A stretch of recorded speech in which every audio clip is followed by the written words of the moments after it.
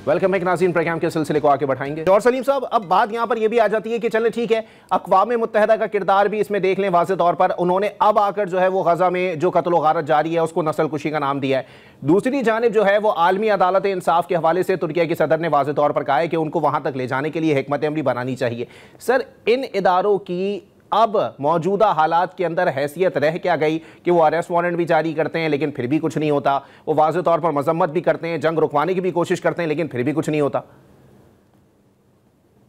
जी बिल्कुल, इन इदारों की कमजोरी बहुत ज्यादा सामने आई है। पहले भी खैर अक़वाम मुत्तहिदा का किरदार जो है बहुत से तनाज़ात में दहाइयों से फ़लस्तीन पे जो रहा है या कश्मीर, जम्मू कश्मीर के डिस्प्यूट पे रहा है, या और भी बहुत सारे डिस्प्यूट्स पे, अभी यूक्रेन का देख लें, तो वो कुछ नहीं कर सके, बिल्कुल इनफेक्टिव रहे।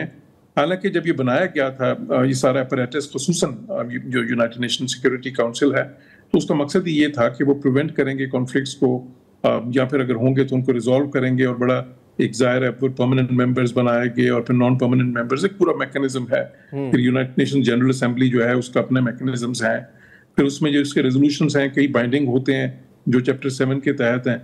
तो वो उसमें तो यहाँ तक मैकेनिज्म है कि अगर वो जो बाइंडिंग रेजोल्यूशन है अगर वो पास हो और कोई मुल्क उस पर अमल ना करे तो फिर वो मुश्तरका फौजकशी भी हो सकती है।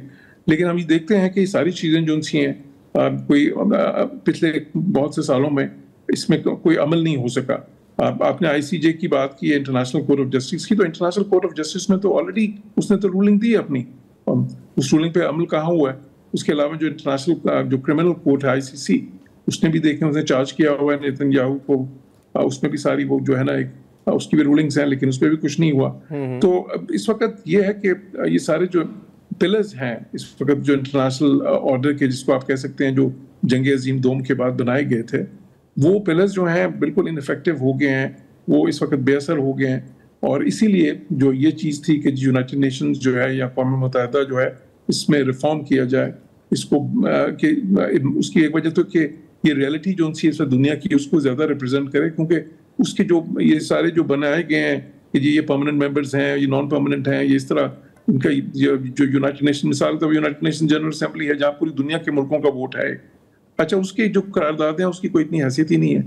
उसके मुकाबले में अक़वाम मुत्तहिदा जो सिक्योरिटी काउंसिल है उसमें सिर्फ 15 मुल्क होते हैं, जिसमें 5 जो परमानेंट हैं उसको वीटो पावर्स है। उसकी करारदाद अगर वो चैप्टर 7 के अंदर हो तो फिर उसकी बहुत हैसियत और बाइंडिंग हो जाती है, उस पर आप फिर जिस तरह मैंने कहा कि उसको एनफोर्स भी करने के मैकेनिज्म्स हैं। लेकिन वो चैप्टर 7 के अंदर कभी करारदाद होती नहीं है। अभी भी देखें ये कतर का मसला हुआ, उस पर बात हुई है तो बस एक स्टेटमेंट आ जाती है। उससे पहले ये जो गजा का मसला है उस पर तो United Nations council, security council के रेजोल्यूशंस तक आए हैं। उससे पहले तो अमेरिका वेटो करता था बहुत अरसे तक। इस बार उन्होंने खैर एक मौका आया कि उन्होंने कहा हम वेटो नहीं करते, बाइडेन के टाइम पे, तब वो इसराइल से नाराज भी थे, तो वेटो नहीं किया, रेजोल्यूशन पास भी हो गए। इसराइल ने कहा ये तो जो है ना ये अंडर चैप्टर 6 है, अंडर चैप्टर 7 नहीं है, तो इसलिए इसकी कोई असर नहीं, और वही हुआ।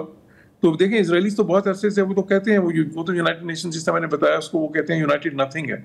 इसराइली ये मजाक करते हैं कि मजाक उड़ाते हैं यूनाइटेड नेशंस का, उसको कहते हैं ये UN का मतलब है यूनाइटेड नथिंग।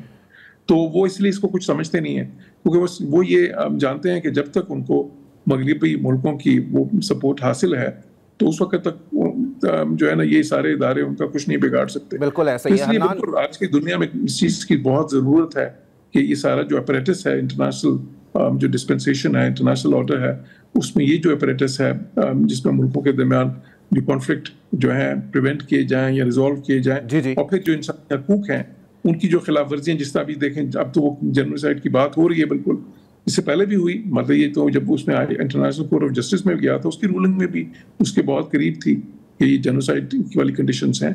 लेकिन अब देखना है कि उसके बाद फिर क्या होता है, तो उसके बिल्कुल लिए ऐसा ही है। आने वाले वक्तों में सूरत हाल काफी वाज़ेह होगी। हनान ये बताइएगा, ये एक तसव्वुर किया जा सकता है कि अब जो पॉलिसीज इसराइल को लेकर अमेरिका की जानिब से जो है वो सामने आ रही हैं, उसमें खुद अमेरिका के अंदर से भी आवाज़ें उठना शुरू हो गई हैं, क्योंकि सोहरान ममदानी न्यूयॉर्क के जो है वो मेयर के उम्मीदवार हैं, उनकी जानिब से कहा जा रहा है कि अगर नेतन्याहू न्यूयॉर्क आएंगे तो उनको गिरफ्तार कर लिया जाएगा। ये किस हद तक जो है वो अमेरिका की पॉलिटिक्स या फिर उनकी ताकत पर असरअंदाज हो सकता है? बहुत ज्यादा असंदराज नहीं हो सकता, पर प्रेशर पॉइंट जरूर क्रिएट हो सकता है। पहले मैं आपके न्यूयॉर्क वाली बात को बता दूं, बाइडेन एडमिनिस्ट्रेशन के दौरान बहुत ज्यादा इस चीज पर रिजेंटमेंट थी कि जी नेतन्याहू, जिसको बहुत से आवाजें अमेरिका के अंदर कह रही थी कि वॉर क्रिमिनल है, वो यहाँ आएगा, ये हो जाएगा, वो हो जाएगा, पर हमें नजर क्या आया कि एक रिपब्लिकन बैक कांग्रेस के उनको हीरोज वेलकम दिया गया। तो आई थिंक अमेरिका के अंदर कंस्टिट्यूएंसी जो है, जो कि अभी ट्रंप साहब उनके सपोर्टर्स के हाथ में, उसकी वजह से नेतन्याहू साहब को अरेस्ट करने की कोशिश भी की जाती है। तो आप काफी हद तक उस चीज को साइड लाइन कर सकते हैं, क्योंकि उनको एम्ब्रेस करने के लिए बहुत से लोग तैयार हैं बानिस्बत उनके जो इनको आइसोलेट करना चाहें। पॉलिसी शिफ्ट की बात करें, देखें ये इंटरेस्ट का कंपटीशन अब बन गया है। अमेरिका क्या करता है, अगर इजराइल इसी किस्म के अगर अटैक्स बार बार कतर के ऊपर या बाकी मुल्कों के ऊपर करने की कोशिश करता है, उस एडवेंचरिज्म के अंदर अमेरिका के अपने इंटरेस्ट कहां पे, नॉर्मलाइजेशन वाली चीज आगे नहीं जाती है। सीज फायर के ऊपर अमेरिका के अपने सेक्रेटरी ऑफ स्टेट जिन्होंने ऑन रिकॉर्ड कहा है कि हमारे पास सिर्फ दिन रह गए हैं, कुछ दिन रह गए हैं इस चीज को रीच करने के लिए, और कतर के अलावा और कोई मुल्क नहीं जो कि एक चीज कर पाए। सीज फायर को सस्टेन करने के लिए नेतन्याहू साहब खुद एक बहुत बड़े ऑब्स्टिकल है। अमेरिका के अपनी असेसमेंट्स के मुताबिक भी ये चीज आपको वाज़ेह होती है कि जब भी नेगोशिएशन हुई, सीज फायर की तरफ बात गई, नेतन्याहू साहब ने मैट्रिक्स बदलने की कोशिश की। तो आई थिंक अमेरिका की तरफ से जो उनका अपना जो स्टांस है इस चीज को खत्म करने के लिए, वो बहुत हद तक एंडेंजर होता है। बट साथ साथ उसके लपेट कर जब की अमेरिकी एलाइज को खित्ते के अंदर ले आएंगे, तो ट्रंप साहब की जो पोजीशन रही कि जब हम वॉरफेयर में अमेरिका को नहीं घसीटना चाहते, वो चीज चैलेंज हो जाएगी। वो चैलेंज कौन कर रहा है? इजराइल का एडवेंचरिज्म कर रहा है। तो आई थिंक अमेरिका अगर इस चीज से आगे परस्यू करता है, इजराइल मजीद आइसोलेट हो सकता है और अमेरिका की जो इंटरेस्ट, उसकी कॉस्ट बढ़ सकती है। समथिंग जो कि ट्रंप साहब ने नेटो के साथ भी एक पॉइंट ऑफ फ्रिक्शन बन गया था। अगर आप इसी किस्म के फ्रिक्शन मिडिल ईस्ट में चाहते हैं तो फिर आप इस चीज को जारी रखें। जी जी, बहुत शुक्रिया अनान हुसैन साहब, माहिर बैनुल अक़वामी उमूर, और जौहर सलीम साहब सेक्रेटरी खारजा हमारे साथ मौजूद थे। एक ब्रेक के लिए मुझे कहा जा रहा है, ब्रेक के बाद प्रोग्राम को यहीं से कंटिन्यू करेंगे।